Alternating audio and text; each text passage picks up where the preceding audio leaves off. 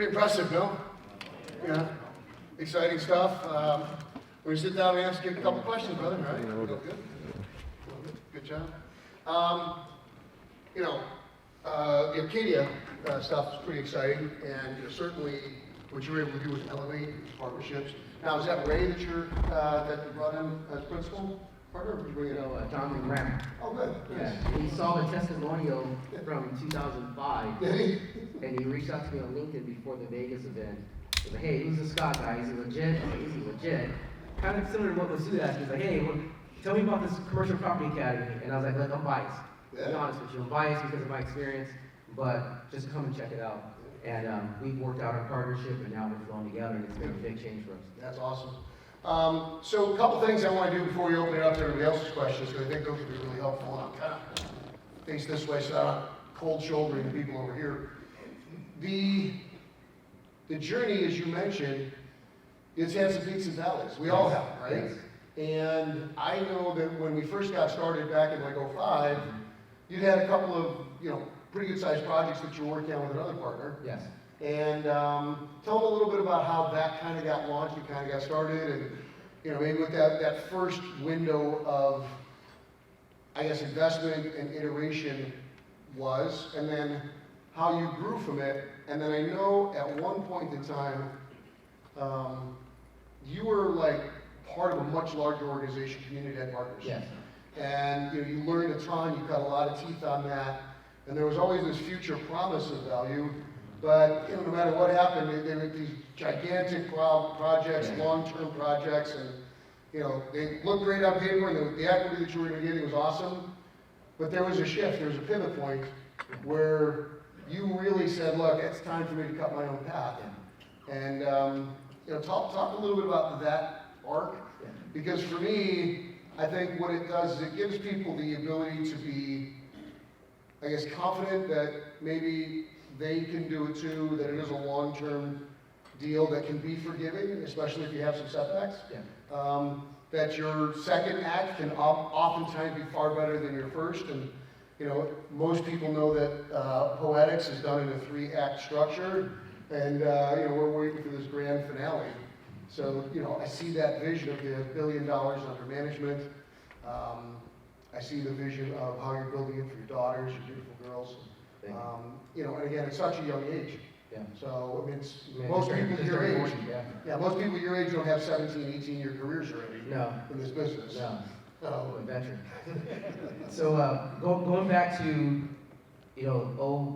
this is 05, 6, and 7. So right out of college, we started buying. I had a business partner at the time. We were buying multifamily in Southeast Texas, Louisiana. Got hit by a couple of hurricanes, and then more importantly, what we see today in the market occurred, where there's a big shift, and we had a bunch of bridge debt, middle of major construction projects as far as remodels, and we took a big hit. And one of the things that I experienced was, it's like, man, I'm so young, but I'm getting wiped out already. And I was discouraged. And it was a challenging time. I mean, I had to sell my car, sell my house, everything. And so during that process was a low point of, I had this momentum, we bought a lot of property, I'm 23 years old, and then I'm starting over. And so I had to get into the mortgage industry, start selling houses, but during that process, one thing I committed to was paying every one of my investors back, and it took me 7 years to pay everyone back, one by one by one. And this is making residential real estate commissions. Here's $50,000, here's $60,000, here's $100,000. And I paid everyone back. So I knew the next time this market turns, they'll all trust me. And a lot of those people are still investing with me today because they like, this guy fought through this, rebuilt, was humble, admitted his weaknesses, and really started to build something more sustainable. And that, I think that was probably the best experience that happened to me, because it allowed me to understand how to build an organization now. I call it a little bit of paranoid, because as I was building my organization, I kept saying I'm going to go after a recession, as recession-proof like assets, and I was really focused on buying those type of assets. It may have slowed my growth a little bit, but it helped me out because I knew I was buying stuff that was going to ride through a recession. But also, when rates were starting to go up and you were saying, hey, get into long-term debt, I hired someone, like Jonathan was full-time, working on refinancing all of our properties into 10-year terms in the 3s and low 4s. And so that's being prepared for the storm that we're about to see. It's true. Yeah. So, I mean, again, I think the idea there, thank you for sharing that initial part. Everybody goes through a little bit of turbulence. That's what we're talking about. And it's great for you to hear that at that moment in time, there were some market corrections, right? Just for somebody else who kind of lived through it. And these things are cyclical. And what you've gone through recently in that extended period of time without those corrections is really abnormal. It's really insanely abnormal. We should have had one of these things 3, 4, 5 years ago, no doubt. And so you kind of move, onto that. You pay everybody back. By the way, first of all, give them an integrity clap.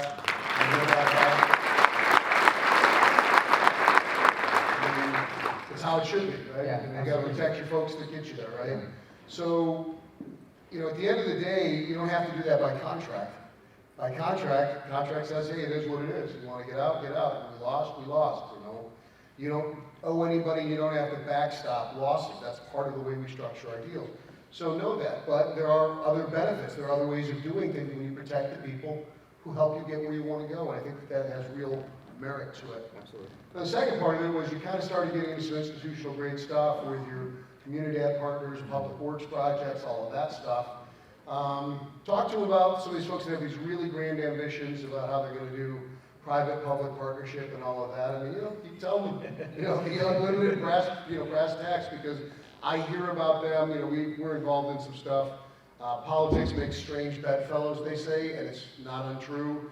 The whims of the, let's call it the folks who are maybe in seats of power at one point in time can blow and change with the wind, let alone the fact that, there's all kinds of corruption, special interests, levels of approval, red tape, bureaucracy. It can be pretty disheartening. It's a process, and so start off with my rebound. During my rebound, one of my classmates at Cal Poly, also a teammate, started a company called Community Ed Roadie Partners, and it was in its early stages. He acquired roughly 2,000 units, and he reached out to me and said, Dimitri, I really need someone like you to really grow this out. I'll give you guys are gonna laugh, $10,000 a deal. These are $30 million apartment complexes. And I said, you know what? This is gonna get me back in the game, I'll do it. And so, but we grew so fast. It went from 2,000, within a few years, 10,000 units. I was leading acquisitions, due diligence. I got heavily involved in operations. I saw the inefficiencies. And during that process, I was still selling houses and doing mortgages. And it was just, I was having a child at the time. It was just extreme pressure and energy. And I realized, Scott was like, Dimitri, you're so knowledgeable. You're doing all these creative deals. You're involved with it, but you're not getting your fair share of the pie. You need to start chasing low-hanging fruit and take all that knowledge that you've gathered from the market crash, going through that experience and coming out of it, and then from buying these institution-grade opportunities, you can really take it and build something special. And that's why I have that slide that says, chasing low-hanging fruit, because that was my shift where I started buying, $1 million assets where I wouldn't even think about buying it, but there was a lot of money to be made in those smaller assets, and then over time it scaled my organization. But I already have the blueprint of knowing how to build an organization. It was just the confidence, taking a leap of faith, and here we are today after making that shift. I'm happy because now all those people that Antonio was exposed to, Fannie Mae, we had a call with someone today with Carlos and Ricardo, and the relationships with the chief credit officer of Fannie Mae and the head of diversity and speaking at HBCUs for Fannie Mae was all from that experience. But now I can utilize it for my own business and tap into those resources of financing and other opportunities, institution capital, Starwood Capital's the table, write you a $25 million check, and we're vetting if you won't even want that headache. So it's a big shift from being exposed to it, and now I can build my own organization that can benefit from it. It's exciting to watch the growth and the evolution. About how long ago did you leave Community Ed Partners? It's been roughly about 6 years now. Okay. Yeah. Yes. Time goes quick. Yeah. I wasn't sure if it was 6, 8 years ago. I knew it was in that range. And just, obviously, $100 billion in assets under management. It's just a different environment. Did it help you get out in front of that interest rate shift? Absolutely. Where would you be if you had to deliver or finish projects today in the 7% range? Be different. I would be not feeling well right now. Yeah. It's a big understanding that was coming. It changed how we were buying. We had one development-related project that we were doing, and I'll share on Presentation Tuesday. I was able to pivot. and get some carried interest and get out of signing on the deal. And so what I really wanted to do is focus on and say what can allow us to still grow through this market, but also be thoughtful of what we're buying. And so I've been doubling, my whole business plan has really changed. I've been doubling down on areas where I have a presence, like in Lake County, Ohio, being very selective what I buy and being very patient and knowing that my hedge against this is really scaling in certain areas where I can buy off-market deals. And if it's not Fannie eligible and doesn't make sense at my numbers in today's or tomorrow's rates, don't touch it. You just walk and be patient, because right now, those who are growing too fast are gonna take a hit, and I just don't want to be that person. And so so our shift is our growth process has been very methodical, very particular, and we really are very thoughtful what we buy. And right now, most of those we're walking from or retrading, and then we're shifting to stuff that's really like the hotel conversions and buying them and actually converting to apartments. We just know that as multifamily rents go down, our rents are so much lower that we're resilient against it, and we're using some public money to not have so much capital online and non-recourse debt. Everything's non-recourse. I mean, very rarely, I'll take a bridge money in acquisition, but very rarely we're going on a non-recourse. We're taking recourse right now, and just being thoughtful of how it felt to have a bank calling me and going forward, going through that whole process. Like, it has to be non-recourse. As long as I don't do bad boy issues, non-recourse, and then that's the way to go. That's our biggest shift, is being thoughtful about what we do. Yeah, makes a huge difference. And I'll tell you, as we're talking about that, the market really has changed. He's talking about off-market deals. He's talking about creative deals. What we are seeing is that 3 out of 4 deals that go under contract today are terminated. They're not closing. Wow. 3 out of 4 not closing. That's on the buy side, that's on the sell side, okay? 3 out of 4 deals are terminating, and 9 out of 10 deals are retrading. You're just not gonna see a number go into contract and stick, because sellers are desperate. They want to close, so they're willing to capitulate to the market. And I told you in New Jersey that, it was starting to happen when we were talking about what was going on in Las Vegas in the summer. Like, they're not ready, but they're coming. They're gonna warm up to it. Boy, by this summer, by the time we're in Vegas this year, and by the time we're in Cleveland in August later this year, man, the market is gonna do whatever you say. If you're even willing to write the paper, you're gonna get responses. And that's a big deal. That's a big change from where we've been. You can hold me to that. Take a look at what the markets are doing. They're trying to tout that interest rates are normalizing a little bit, but the Fed just raised it a quarter point. I want you to know, other than the last cycle, where they were giving you half-point whacks, quarter point is a big jump. That's, it seems small now in the face of what's happened, but they did just raise interest rates a quarter point again. So we're now 125% over where we were when this whole damn thing started. And they're not done. They told you they're not done. They are expecting to introduce pain into the real estate market. That's their goal. So it's pretty cool stuff. I love the fact that you're moderating. That's really important. Yes. The idea is you've onboarded a ton of assets recently. I think you've done a great job with them. They all look good. Yeah. Appropriate leverage, appropriate debt, appropriate operating ambitions. But it's time for you to be super selective and again, very thoughtful with what you're doing. One of the things, and really being really thoughtful about talent in our team. And so that's the biggest change we've had. We brought on, not a lot, but we brought in some selective talent that could really understand their particular niche, and they align with what we're trying to do, and that's going to help us ride in this wave of being thoughtful. So one of the things I'm going to throw out there, this is just cautionary tale for everybody. In these downturns, I'd rather have you trade players than add players. What I mean by that is, hard cap on the salary. Yes. Right? Keeping expenses low is what's going to work, because it's painful, especially when you lure somebody out of your team and they've only been there for 3 months. You're like, look, business is slow. We can't do it. Slow to hire, quick to fire. It's business. To the very best of your ability, you want to be able to be sustaining and you want to be supportive. But, to be honest with you, one of the things that takes down a lot of people is their personal empathy for their organization. Goldman Sachs had a lot of personal empathy. They just wiped out 15 people, cut them off the knees, don't care, didn't think, not worried. this is your lender, dude. Right? I mean, at some point, Goldman Sachs money found its way to Elevate. Yeah. I can almost assure you. Yeah, right? sure. Not maybe directly, but through some indirect form. Yeah. They brokered dealing the money down. They were the one who put together the box for the underwriting that got the model to sell it off in the secondary market. So what I want you to know is that this is just the beginning of the employment crisis, okay? And the problem with hiring right now, it's not a problem for you, but the problem with hiring right now is everybody still thinks they're worth pandemic wages, and they're not. Pandemic wages are asinine. They're not sustainable. They don't make sense.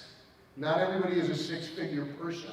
6 figures are still a lot of money, even though eggs are $8 a dozen. Okay? So you just have to think about these things. It's a great time to grow, but it's a better time to sustain, and it's an even better time to refine. Okay? So if you can upgrade your controller and upgrade the controller, don't add support. Absolutely. If you can upgrade your acquisitions person, upgrade them, don't augment them or supplement them. And that's just something that's a generality for everybody out there. We're all looking for talent, everybody's been starved for talent, but I can tell you right now, you're actually coming into a season of contraction. It is not a season of expansion. And you know, that's across all elements of your operations. You're like, well, how do I grow if I contract? By pruning the bush, right? Coming out of winter, you have to prune the branches. That's how you get the new fruit. That's how it doesn't get overgrown. That's how it doesn't get disease-laden. Big part of the process. What I'd like to do right now, if we can, CJ, is I'd like to open up to the audience for questions for myself or Dimitri related to any of the topics that we've talked about so far. We're through section, 5 today? So we've been through section 5, so you can hit on any of those. You can get Dimitri's perspective on some of the things. I'm glad to offer my perspective. Certainly anything about his personal journey, anything anybody has. So if you have a question, anything you think of, raise your hand. Your name and where you're from, sir. Hi, I'm Pranab. I'm from Massachusetts. This is a question for you, Dimitri. You mentioned earlier that you are also helping like lower income people or people with disadvantages build credit and maybe own properties also. So could you more expand on that and how you're doing that? Yeah, no, absolutely. And also it's, for us, it's an investment for helping our residents think more, be more financially stable, and then it ensures we get our rent. But our whole concept is our resident base, they all enroll into a program called SUSU, which we're the only company in the U.S. to use their service. Mostly is multifamily. We're the only manufactured housing. So whenever a resident pays rent every month, it reports on their credit as a positive reporting, and it's Elevate Commercial on their trade line, and it reports as positive reporting. If they pay late, it does not report. And so rent, most people, this is their number one expense they have, and so they're getting the benefit of their rent reportings, which improves their credit score and access to capital, reduces other debt or other costs of debt for them in other areas. So that's one key thing we do. We measure, we track it on a monthly basis, all of our residents that are enrolled.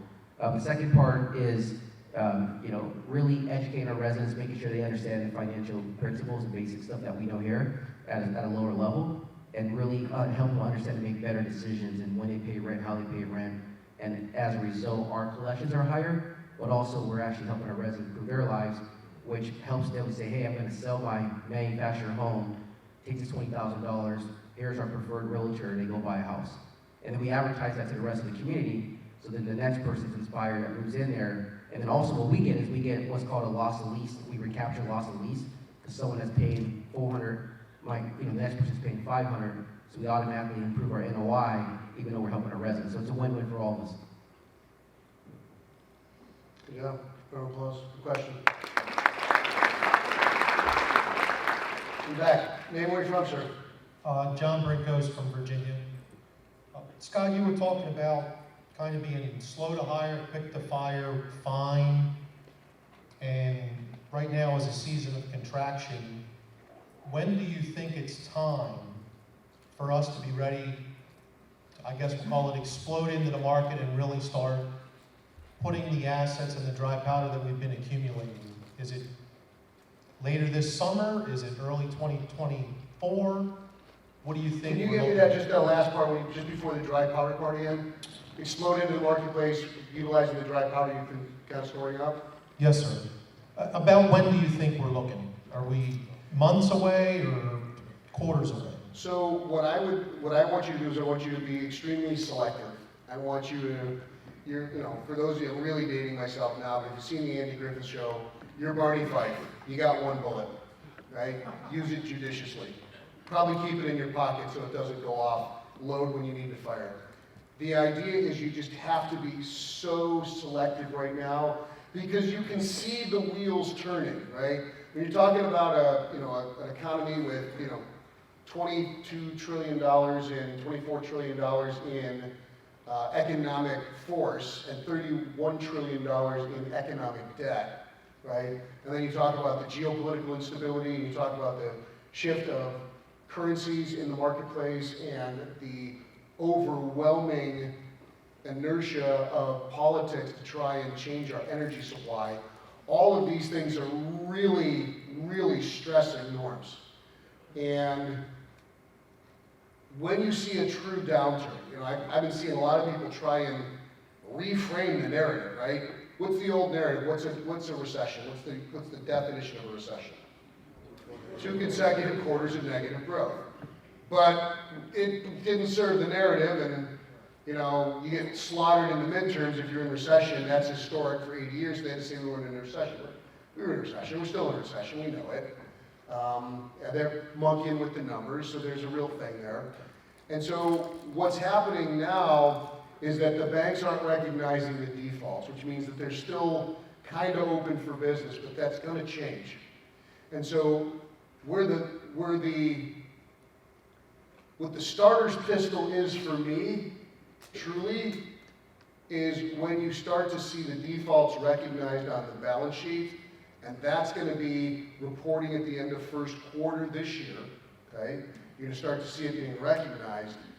But then when they start to go after people, which I think is going to be probably second or third quarter, because the election is cemented, right? It's already happened, it's done, Congress is what the Congress is. I think the executive branch was able to stave off the loss of the total Congress, but there's a ton of disruption. We're seeing a lot of things being unwound right now. There's going to be a lot of introduction of legislation that's going to die on the vine because the House and the Senate can't get aligned. There's going to be a lot of use of veto power. There's going to be a lot of use of executive action. And so those things are going to change a ton of what goes on here. I believe your ability to just kind of go out and just be, shotgun blast approach and just, going hog wild out in the fields, I think you're probably at least 12 months away from that. I think that 12 months is going to really start to show the cracks in the marketplace and its values. In the darkest of times, and I'm not saying that this is going to be the darkest of times, but whatever season we're in and whatever winter is coming, there will be a low point, right? Can we agree to that? At some point, it will be as bad as it ever was going to get during this time.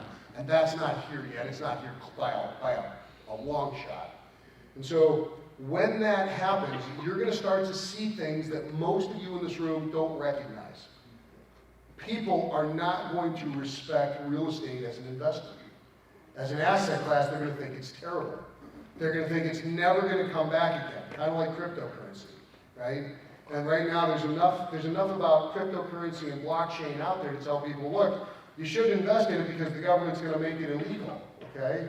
And I get that, but it's still a great time to hedge it. I mean, you're buying at the bottom. Historically, these things do come back, will come back, irrespective of the narrative. So, it's a good time to get back in if that's your bag, right? I certainly am doing it. Got only so many places you can put your money, right? I'm willing to lose. I'm not in heavy. Real estate's going to be that again. And when the banks stop and when the appraisers they're just starting to go against the norm right now. I mean, it's only starting, right? And the deal velocity is slow, and so those appraisers that are writing down values, it hasn't even made it into the credit offices yet. Once that goes into the credit offices, it only takes a couple of institutions to have those defaults before the feds come in and start checking everybody's books like they've done time after time after time, right? With the Resolution Trust Corporation, they did it again in the early 2000s, they did it in the financial crisis, and it's coming again. And that great reset is a real thing. If you don't believe it, I don't know what to tell you. You know, take a look at Event 201, take a look at, the world economic forum on what's happening in 2030. These are real things, and it's just so outlandish when it was first disclosed, but if you see it, all of the steps lead towards it. So the things that we think are insanity are only insanity because you're looking at it through the lens of when do we get back to the old way of doing things. But we're not going back to the old way, right? When you start to realize, oh, why are we going down this street? That doesn't make sense. I live over here. Well, I'm not taking you home. I'm taking you to this place. And that's what's happening in our economy. So, I would say, end of this year, we'll probably start to see all of those results start to come home to roost in ways that are going to scare the hell out of you. And that's why this event, I think, hopefully you've seen it, has been so overwhelmingly positive. I'm getting you focused on you. Because it doesn't matter what storm clouds come, you have to live, you have to put food on the table for your kids, you have to enjoy the days that you are given, and you can't cower in the corner in fear. Because you will be able to think your way through it. You will be able to reject deals. You will be able to, drive a harder bargain or ask for the terms that you need, non-recourse, seller financing, whatever, to keep you out of harm's way. John, I keep storing up some of that dry powder. I try and diversify by bringing in more partnership. If your optimal equity for you and your general partner historically was 40 or 50%, maybe you want to be 60, 70% now, right? Give up a little less. I think you can maybe offer, more stabilized returns because you guys got a stable portfolio. The last piece of it that I'll say is this. The data that we are receiving these days is really incomplete. Just out and showing people and say, is this real? Are these defaults real? Is this moratorium real? Are we not reporting these things? Is that real? At some point soon, these things catch up, and then anything I still think that you bought first quarter this year is overpriced. I have no doubt that your values are going to decline at least 15 to 20%. Now, the good news is if you're not selling, it doesn't matter if it went down, you can just sustain through it with cash flows. That's why we like income property, not necessarily just pure commercial real estate stuff that generates revenue. I would definitely keep as much of that dry powder as long as you can. If you're sitting here with me next year in Orlando, I would tell you by then, I would probably say yes, we can start going. So I think you're at least a year out.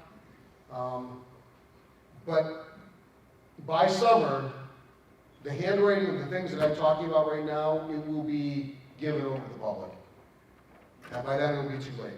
A year ago, they were touting, all-time historic highs in personal savings. You know what they're saying today? It's wiped out. Right? It's been wiped out through credit cards. And, the number of residential defaults right now is staggering, and it is rapidly accelerating. And those things are coming home to roost. The maturities on loans that have no homes is staggering. The overdevelopment that's not going to absorb, it's staggering. The decline in prices that builders who are just building like wild men are taking on. I had some conversations with people, last September in New Jersey. I'm like, look, if you can sell these out at X price, get them gone. Get your lots sold. If you're the developer, that's a whole other thing. But if you're trying to sell to a production builder, their pipeline, which was willing to take on all comers only 24 months ago and maybe even 18 months ago, that day is over. They're bailing on their contracts, they're walking away from their deposits, and in many instances they're going to continue to do so. So, landowners are capitulating, homeowners are capitulating, builders are capitulating, sellers are capitulating. Next is banks. And as soon as the banks get the clearance from Congress that they can take the bath, they're going to do it. But it's going to be strategic. It's not just going to be, oh my goodness, it's now happened, here you go. It's going to be let them know, build the narrative, pull the rug, now we get to reset because people are going to be in such panic, they're going to be willing to go to a stabilized currency. And that's really the direction we're being driven towards. Write it down, mark my words, feed it back to me. By 2030, you will have a new currency. For sure. Not a debate. Thanks, John. Give me a round of applause. Question.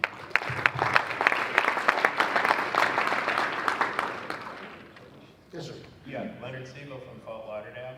Dimitri, what's the minimal size per unit you look for when you're converting your hotel to multifamily? Yeah, the minimum number of doors or units is 30. So that's been our suite, 30 to 120. What about size per unit then? Like square footage? Yeah, Yeah, at least, I mean, 350 for, yeah. Yeah, if they're smaller than that, it just doesn't work. So, thank you. And on those, you're sustainably trying to create almost like a condo model where the folks are going to be able to own those units, right? Down the road. Right now, it's just rentals. We're just renting them out, and they're great locations where people want to be in, trendy, and then just these old hotels they're buying, convert them right away. How many of you have seen the micro home concepts? Right, you get a 250 square foot home, and it's got all the little roll-out beds and kitchens and all that other stuff. Right, they're little, little boxes on the hillside. Isn't that the slum? And so that's kind of what people are going to. It's a minimalist standard. And I'll tell you, it's crazy because I just read this article at Bloomberg. It drives me crazy, the narrative that they put out. And what it says, and I'll try and find it. It's 20 things that millennials don't do and won't value that boomers did. So what they're trying to do is they're trying to frame the narrative that this is outmoded, old ways of living, and that's not good for the modern society. And one of them is they want you to be a minimalist. They want you to get used to living on a lot less. They want you to have a lot less ambition. They want you to take your 2 loaves of bread a month and go home and shut the fuck up. Okay? It's true. And the first thing on the list that millennials don't value and won't do that boomers did, and I want you to know boomer is an insult. When they call you boomer, they're insulting you. Okay? They don't know what you did to make this nation great. Okay? They have no respect for that. The first thing on the list, you ready for it? Drum roll, please. house. Marriage. First thing on the list. Don't want it, don't need it, it's a piece of paper, it's all hogwash, horseshit. That's coming directly from the change in the order of society and the undermining of the family structure. And if you know anything about Scott, you know that the family structure is the most important thing in this world. You know that that's my wholehearted belief, and that it should be your greatest ambition. And every person that I've ever met who's ever had a child, when you talk to them, it's the most important thing in their life if they were present in the child's life. Okay? And that's really the truth. I mean, there's a handful of other things that are a real crock of crap that they're trying to stuff down and brainwash a new generation for what they do and don't want. And so when we talk about the shift that's coming, it's a real shift, it's a palpable shift, but we have the ability to resist the leadership. We have an ability to resist the reframing of who we are and what our society is truly about. I can tell you that many of the things that we talk about as far as diversity, equity, and inclusion and all of those things, I mean, of course everybody is created equal. Of course everybody has the right to life, liberty, and the pursuit of happiness. But men and women should be judged on the content of their character, not on the color of their skin. We all agree to that. If you're doing things, yeah, please. I'm speaking the words that were given to me by people that make authentic sense, brilliant minds and leaders from across, the world, nations, from all races, religions, colors, and creeds. And this is something that really matters to us because they're trying to tell you that that's not true. We are a nation of immigrants. I have an Italian au pair that lives with me, and she is just blown away by this society. You go to Italy, there's a bunch of Italians. They all look the same, they all act the same, they all dress the same, they all talk the same, they all eat the same food. She comes here, she's like, this is insane. I've never seen anything quite like this. It's wonderful, it's brilliant, it's beautiful, but it's also really intimidating because that's not how the rest of the world works. And if you go to China, who's been to China? There's no diversity. There's no equity. There's no inclusion. There isn't. I'm just going to tell you what their society is about. Go to Russia. Do you think there's equity, inclusion, diversity? No. None of that stuff exists, right? And so I want you to know that it's a meritocracy that makes this nation great. It's a meritocracy. It's you earned what you have, and you've been given the ability to do so.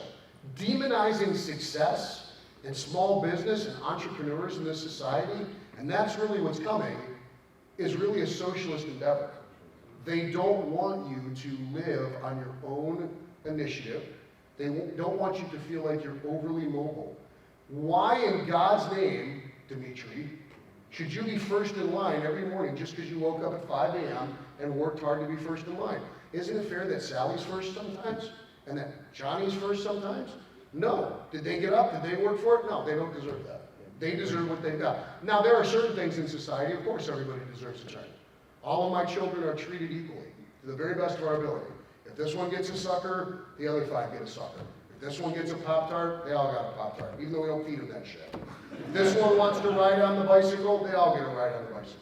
That's why I have to, when I do physical things with my children, like if I want to throw one of them across the bed, I think about it before I throw them. Because I got 5 more throws across the bed. And every one is heavier than the one before it. Okay? So it's like you really kind of think these things through. But the truth of the matter is that, you know what? Sometimes my children get special treatment because one of them worked harder, or one of them was more respectful, or they gave up something because one of them was crying because they wanted to be selfless. And we teach those lessons. So of course you should be selfless. Of course you should be looking to lift other people up. But I have to tell you right now, the playing field is stacked against us. They're coming for your wealth. They're coming for my wealth. They're coming. They want to tax you. I mean, I'm seeing municipalities raise taxes 200 and 300% in this cycle. Okay? I'm getting the bills. And we're going back and fighting. And you're going to get the bills too, because they spent all the money. There's nowhere else to get it. The programs are bare. And that's a problem.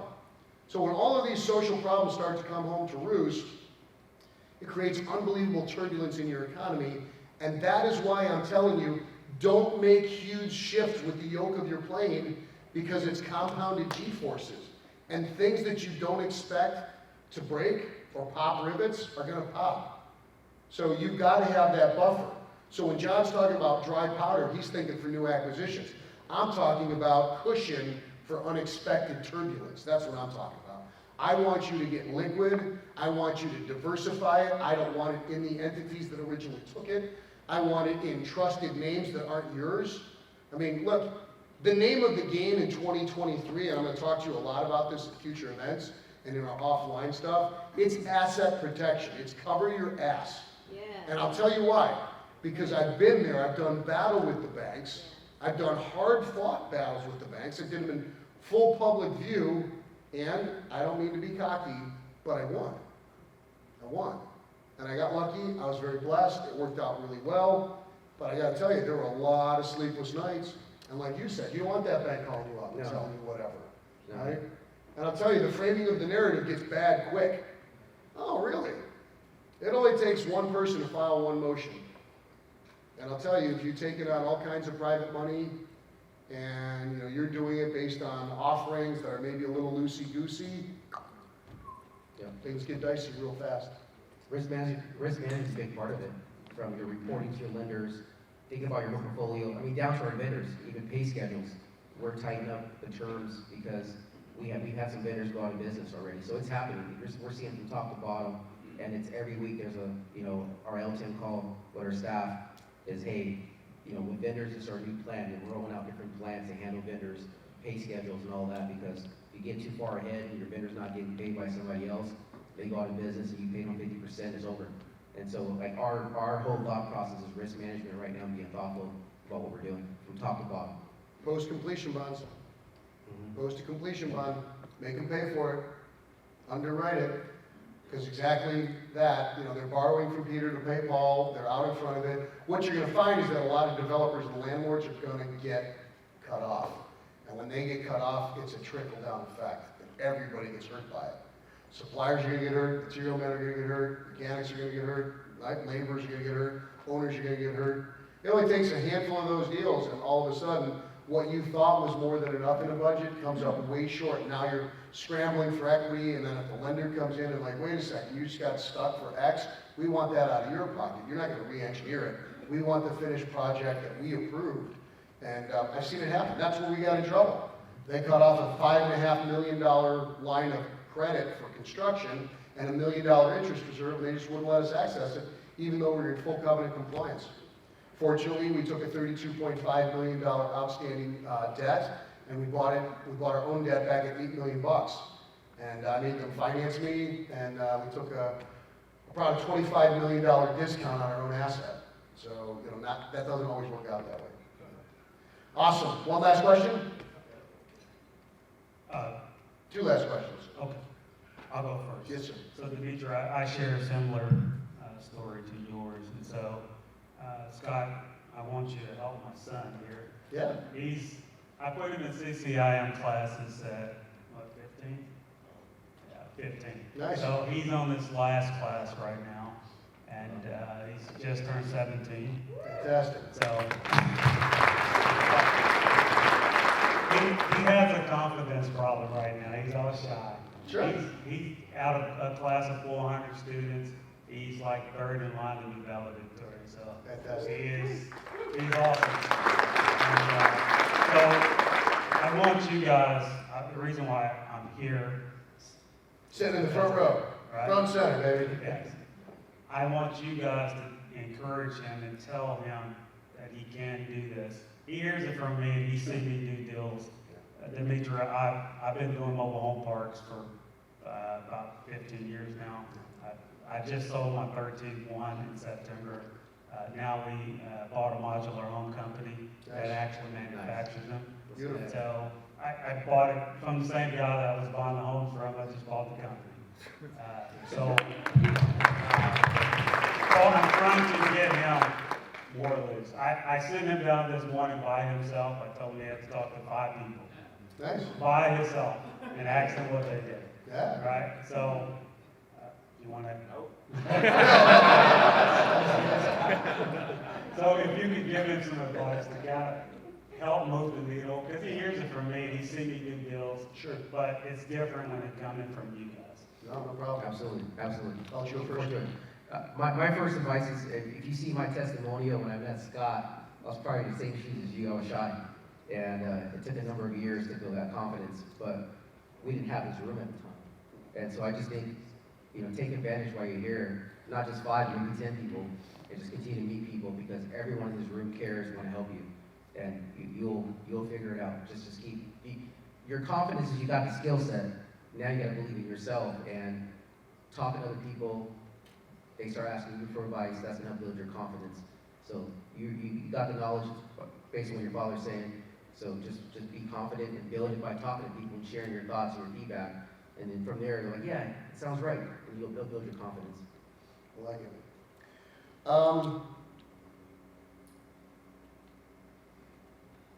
I would tell you the most important thing that I can think of is you're always going to be too much of something and not enough of something else in someone else's eyes. You're always going to be too young, you'll be too old, you'll be too short, too tall, not the right this, not the right that. That's not true. You are a complete package. You are wonderfully creative. You got excellent support from your father who's encouraging you to be here. When I got started in this business, I was too young. People didn't expect much from me. You just didn't see people who looked like me at the time that young going in and trying to get these things done. Fortunately, we've been able to kick some of those doors open. Now you see men, women, young people, old people, every race, every background, every ethnicity who believes that they can do this. But 30 years ago, that was simply not the case. The world's changing, and you're changing with it. I want you to know that confidence comes from authenticity. It doesn't come from knowledge. Knowledge changes. What we know as a fact 20 years ago is different today. And I can prove it to you on 100 different cases. So I want you to listen. I want you to talk truth. If you do that, you talk about what you know about, you can add to the conversation, but you don't have to impress anybody. Right? Nobody expects you to probably even know half as much as you do at this stage. But keep your eyes open. And it's small incremental moves. Every day, do something. You There's something I didn't do with this event that I've done at the last 4 or 5 events. I'll do it right now. I'll do it quickly. We all live, on average, about 80 years. 80 years is what you get. You got 8 10-year cycles. You got 8 decades. But the first 2, you don't have much say in what you're going to do. And the last one, it's kind of hard to start something in that last cycle, at least theoretically. That last decade, that 80s decade, is one where you should be reaping the rewards of all of your efforts along the way. That means out of 8 cycles, 2 you don't have any say. The last one, you can't really start that much at 80. So you got 5 windows of opportunity to create a 10-year plan. Those 10-year plans are so powerful. What you can do in 10 years is great, but what you can do in 20 years is compounded. So it's more than twice as much. It's probably 4 times as powerful. You have 5 decades in front of you, young man. Take them seriously. Don't be a jackass like so many of your contemporaries, I'm sure, who are out there partying, drinking, chasing skirts, experimenting with all kinds of crazy drugs, doing stupid shit they shouldn't do. You have the ability to be like somebody extraordinary right now. And I'm not saying you can't, mess around a little bit. I'm not saying you can't have fun. You're young, you should. But I will tell you, if you take yourself seriously, then other people will take you seriously too. If you don't respect yourself, then other people aren't going to respect you. Last thing, promise, youth, and opportunity are fleeting. You're not going to be the young guy very long. You think you will, right? Remember when you were the young guy? I mean, I know you still feel like you're pretty young, but I mean, They're over. you're not the young guy. I mean, I remember when I would walk on a stage at 32 years old and like, man, look, who's this puppy, fresh-faced kid up here? Feels like a blink of an eye to me. Now, I mean, when I tell people I'm 55, I don't even get anybody who kind of says, really? Of course you're 55. You're not 65? So, the point of that story is to tell you that it's fleeting. It goes away quickly. And you're going to be making decisions, even in this moment right now, that are going to cut off possibilities. You're not going to know that they got cut off, but you made that choice to go this way, and now the things that you're not going to see are really there. So keep your eyes open, really respect yourself, and take yourself seriously. If you do that, I think you can live a spectacular and amazing life.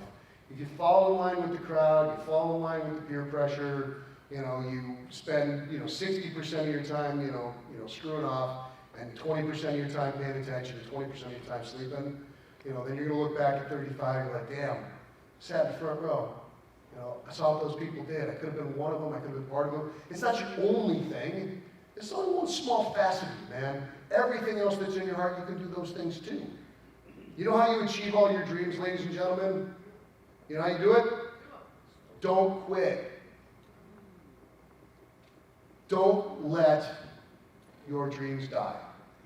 If there's anything that I am most proud of in my life, for all the things that I've been able to do and all the things that I've yet to do, it's that I am a role model of what is possible in life if you will only keep your dreams alive. Keep your dreams alive. All right? All right, that's it, ladies and gentlemen. Big round of applause for